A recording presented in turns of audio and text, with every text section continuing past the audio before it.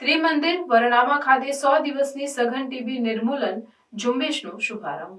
રાષ્ટ્રીય ક્ષય નિર્મૂલન કાર્યક્રમ અંતર્ગત ત્રિમંદિર વરણામા ખાતે 100 દિવસની સઘન ટીબી નિર્મૂલન ઝુંબેશનો શુભારંભ કરવામાં આવ્યો. આ કાર્યક્રમમાં માનનીય સંસદ સભ્યો, અધિકારીઓ અને અન્ય પ્રખ્યાત વ્યક્તિઓએ હાજરી આપી. આ ઝુંબેશનો હેતુ 2030ના વૈશ્વિક લક્ષ્યથી આગળ વધીને 2025 સુધીમાં ક્ષય રોગને નાબૂદ કરવાનો છે. કેન્દ્રીય આરોગ્ય મંત્રી જેપી નડ્ડાએ ઝુંબેશનું ઉદ્ઘાટન કર્યું અને ખાસ કરીને ઉચ્ચ જોખમવાળા જૂથોમાં ટીબીના કેસોની વહેલી તકે શોધ અને સારવારના મહત્વ પર ભાર મૂક્યો. તેમણે રોગ સામે લડવા માટે અદ્યતન નિદાન સાધનો અને અસરકારક સારવાર પદ્ધતિઓ પ્રદાન કરવા માટે સરકારની પ્રતિબદ્ધતાને રેખાંકિત કરી. કાર્યક્રમ દરમિયાન આરોગ્ય મંત્રી મોબાઈલ એઆઈ સમક્ષ એક્સ-રે યુનિટ્સ અને મોલેક્યુલર ટેસ્ટની તૈનાતીની જાહેરાત કરી. ખાસ કરીને દૂરના વિસ્તારોમાં અદ્યતન નિદાનને લોકોની નજીક લાવવા માટે તેમણે નિદાન સુવિધાઓમાં નોંધપાત્ર વધારો કર્યો છે.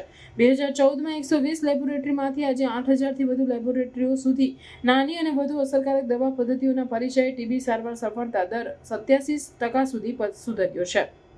ઝુંબેશનો ઉદ્દેશ્ય ખાનગી પ્રેક્ટિશનરો પાસેથી ટીબી સૂચનાઓમાં વધારો કરવાનો છે, જેના કારણે ખાનગી ક્ષેત્રમાં ટીબી સૂચનાઓની દરમાં 8 ગણો વધારો થયો છે. સરકારે નિશ્ચય યોજના દ્વારા ટીબી દર્દીઓ માટે નાણાકીય સહાયમાં પણ વધારો કર્યો છે. 1.17 કરોડથી વધુ દર્દીઓને સીધો લાભ ટ્રાન્સફર પ્રદાન કરી છે. 100 દિવસની ઝુંબેશ ગુમ થયેલા ટીબી કેસોની શોધ અને સારવાર અને ટીબીના મૃત્યુમાં નોંધપાત્ર ઘટાડા પર ધ્યાન કેન્દ્રિત કરીને ટીબી મુક્ત ભારત હાંસલ કરવા માટેનું મહત્વપૂર્ણ પગલું છે.